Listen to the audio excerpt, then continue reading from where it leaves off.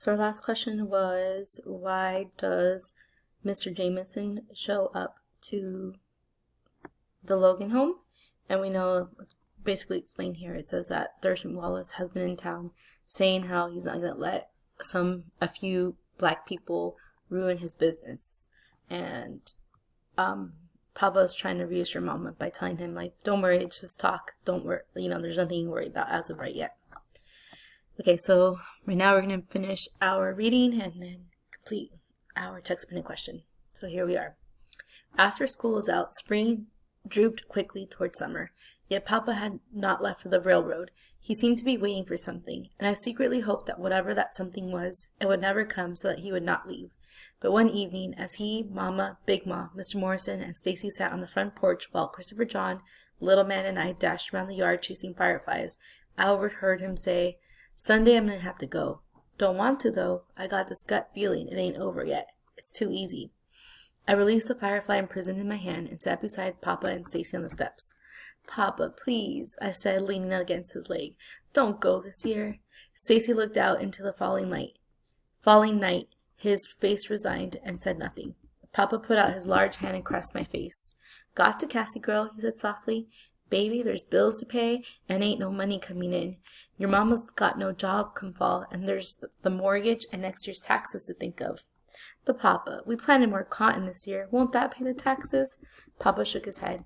With Mr. Morrison here, we was able to plant more, but that cotton is for living on. The railroad money's for the taxes and the mortgage."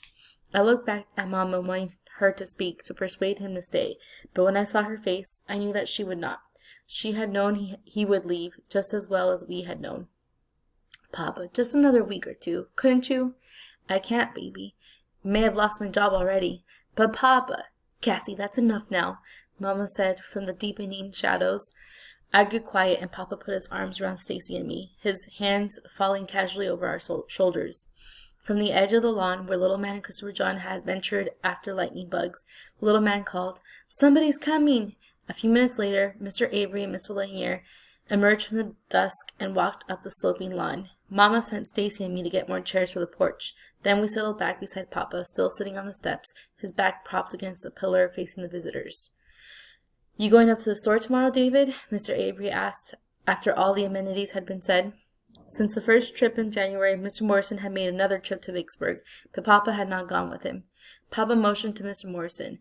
"Mr. Morrison mean going the day after tomorrow. Your wife brought down that list of things you need yesterday." Mr. Avery cleared his throat nervously. It's that list I come about, David. I don't want them things no more." The porch grew silent. When no one said anything, Mr. Avery glanced at Mr. Lanier, and Mr. Lanier shook his head and continued, "Mr. Granger's making it hard on us, David. Said we're going to have to give him 60% of the cotton instead of 50. Now that the cotton's planted and it's too late to plant more, don't suppose, though, that it makes much difference." Sorry. "The way the cotton sells these days, seems the more we plant, the less money we get anyways." Mr. Avery's coughing interrupted him, and he waited patiently until the coughing had stopped before he went on. "I'm going to be hard put to pay that debt in Vicksburg, David, but I want you to know that." Papa nodded, looking toward the road. "I suppose Montier and Harrison raised their percentages, too," he said. "Montier did," replied Mr. Avery. "But far as I know, Mr. Harrison ain't. He's a decent man." "That does it," Mama said wearily. Papa kept looking. Sorry, I don't know why my scrolling's off right now. Papa kept looking out into the darkness. 40%. I expect a man used to living on 50 could live on 40 if he wanted to hard enough. Mr. Avery shook his head. "Time's too hard." "Times are hard for everybody," Papa said. Mr. Avery cleared his throat. "I know. I feel really bad about what TJ done." "I wasn't talking about that," said Papa flatly. Mr. Avery nodded self-consciously and then leaned forward in his chair and looked out into the forest. But that ain't all," Mr. Granger said. "Said, too, we don't give up this shopping in Vicksburg. We can just get off his land. Says he tired of us stirring up trouble against decent white folks. Then the Wallaces, they come by my place, Brother Lanier's, and everybody's on this thing that owes the money. Said we can't pay our debts. They gonna have the sheriff out to get us and put us on a chain gang to work it off." Okay, so let's process what's happening. We have Mr. Lanier and Mr. Avery who are telling Papa that they no longer want the items from Vicksburg. So, I mean, that would be a good question. Like, why is it that Mr.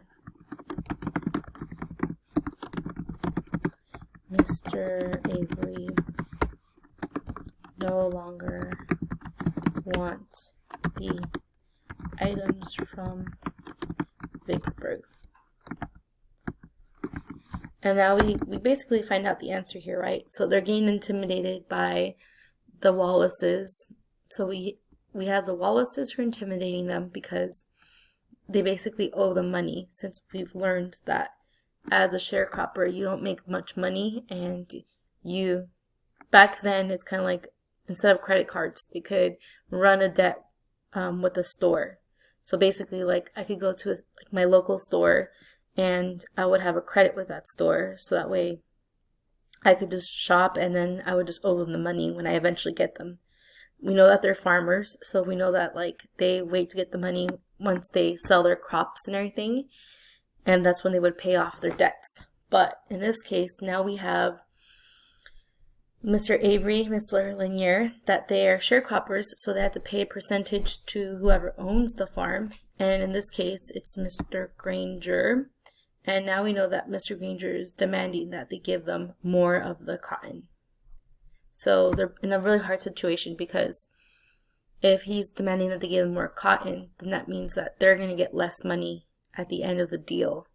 So you double that up. Mr. Granger stealing more cotton from them, and then now Mr. Wallace demanding all his money that they owe them when they haven't even sold their crops yet. And then he goes on to say that if they don't pay their debts, then the sheriff's going to go out and put a chain gang on them to work it off. So a lot of big issues going on right now. Okay, let's keep going. "Oh, good Lord," exclaimed Big Ma. Mr. Lanier nodded and added, "Gotta go up to that store by tomorrow to show good faith." Mr. Avery's coughing started again, and for a while there was only the coughing and the silence. But when the coughing ceased, Mr. Lanier said, "I pray to God there was a way we could stay in this thing, but we can't go on no chain gang, David." Papa nodded. "Don't expect you to, Silas." Mr. Avery laughed softly. "We sure had him going for a time, though, didn't we?" "Yes," Papa agreed quietly. "We sure did." When the men had left, Stacy snapped, "They got no right pulling out. Just 'cause them Wallaces threatened them one time, they go jumping all over themselves to get out like a bunch of scared jackrabbits." Papa stood suddenly and grabbed Stacy upward. You boy, don't you get so grown you go talking about no more than you know. The men, they doing what they've gotta do. You got any idea what a risk they took just to go shopping in Vicksburg in the first place? They go on that chain gang and their families got nothing. They'll get kicked off that plot of land they tend, and there'll be no place for them to go. You understand? Yes, sir, said Stacy. Papa released him and stared moodily into the night. You were born blessed, boy, with the land of your own.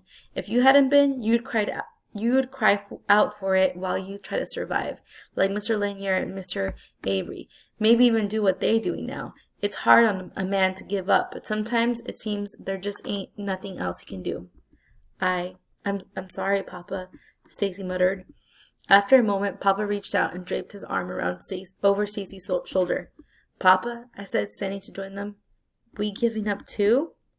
Papa looked down at me and brought me closer, then waved his hands toward the drive. You see that fig tree over yonder, Cassie? Them other trees all around, that oak and walnut, they're a lot bigger, and they take up more room and give up so much shade they almost overshadow that little old fig. But that fig tree's got roots that run deep, and it belongs in that yard as much as that oak and walnut. It keeps on blooming, bearing good fruit year after year, knowing all the time it'll never get as big as them other trees. Just keeps on growing and doing what it gotta do. It don't give up. It give up, it'll die. There's a lesson to be learned from that little tree, Cassie girl, 'cause we're like it. We keep doing what we gotta, and we don't give up. We can't. After Mr. Morrison had retired to his own house, and Big Ma, the boys, and I had gone to bed, Papa and Mama remained on the porch, talking in hushed whispers. It was comforting listening to them. Mama's voice a warm, lilting murmur, Papa a quiet, easy-flowing hum. After a few minutes, they left the porch, and their voices grew faint. I climbed from the bed, careful not to awaken Big Ma, and went to the window. They were talking slowly across the moon-soaked grass, their arms around each other. Okay, so that's the stopping point for today. So, we even have some hints to our last question there too, so we could even take a moment to highlight that. If you wanted to do that now, that'd be a good idea. I will start tomorrow's video by checking in about that. What dangers do the Logan family face? So you can even start looking at that. Okay, but for now, we're going to answer, what does Jeremy say about how his brothers treat TJ? So, let's quickly find that. Here it is. I didn't have too much evidence, so you might end up using the same one that I have, where he's describing the fact, like what happens when TJ comes by the house. This is on page 26.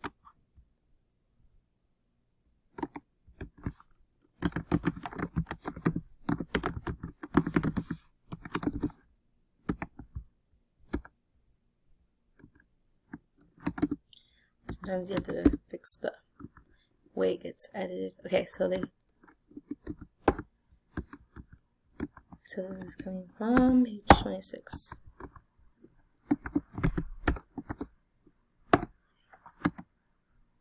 Okay, so this means that. So here's where you're describing it in your own words. Saying something like, this means that. We know that their names are R.W. and Melvin. So we know that R.W. and Melvin are pretending to be TJ's friend. And this shows that TJ is being treated how? So we could say something like he's being treated poorly because they're laughing behind his back. You can say something like, this shows that TJ is being fooled himself because he thinks he has friends, but in reality they're not really being true friends, which we know is kind of ironic since TJ is the one that's usually fooling people and tricking people. Okay, so we will get started with the next question tomorrow about the dangers that the Logan family faces.